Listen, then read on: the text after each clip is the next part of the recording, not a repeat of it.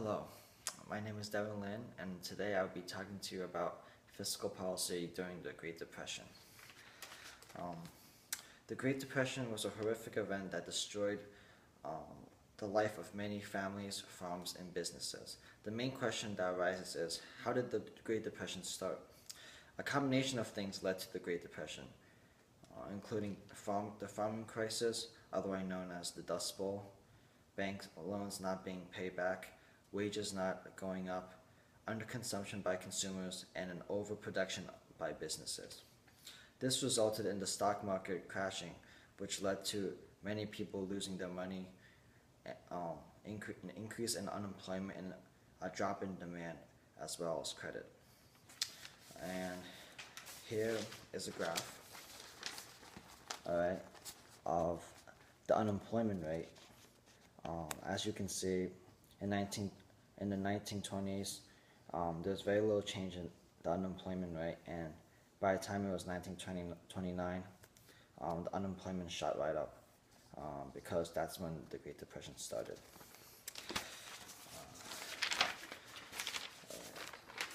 So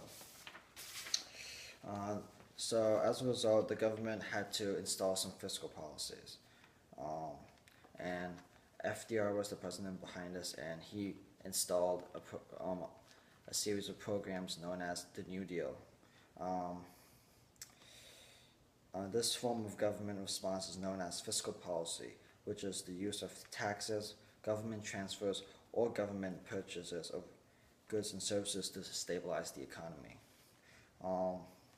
Three specific New Deal programs that we will be focusing on today are the Works Progress Administration, also known as the WPA, which boosted employment and gave millions of people jobs. And another one is the Social Security Act. This basically paid people who were retired. And finally, there was the Wealth Tax Act of 1935.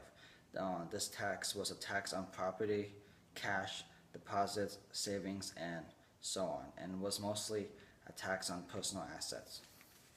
Right, and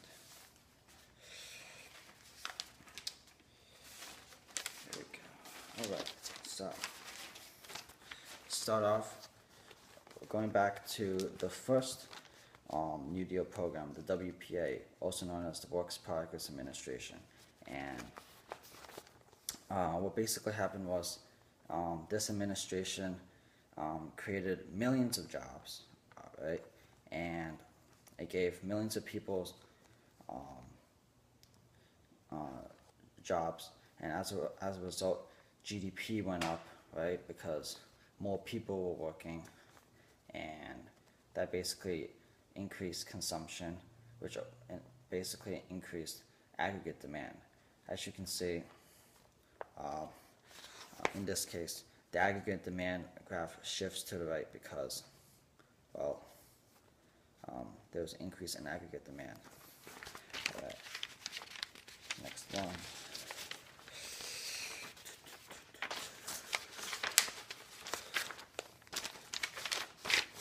Here we have the Social Security Act, which I mentioned earlier was basically it was a program that helped pay the unemployed people, specifically targeting the retired people, and that also led to an increase in aggregate demand because people consumed more, which led to an increase in GDP.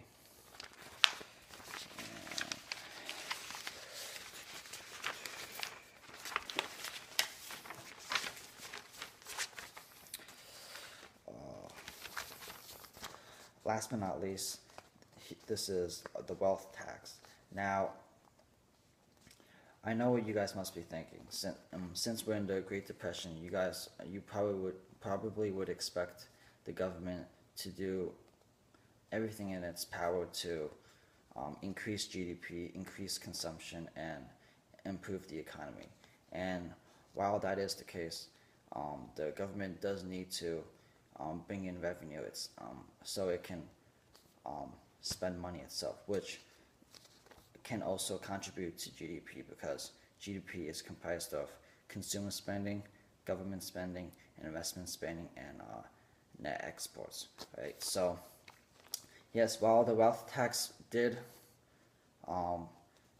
initially decrease the aggregate demand, because it taxed people and it took away their money, but as a result, it brought in more revenue for the government, and as a result, the government had more revenue and had more money to spend and fund all the other New Deal programs that they needed to help the economy.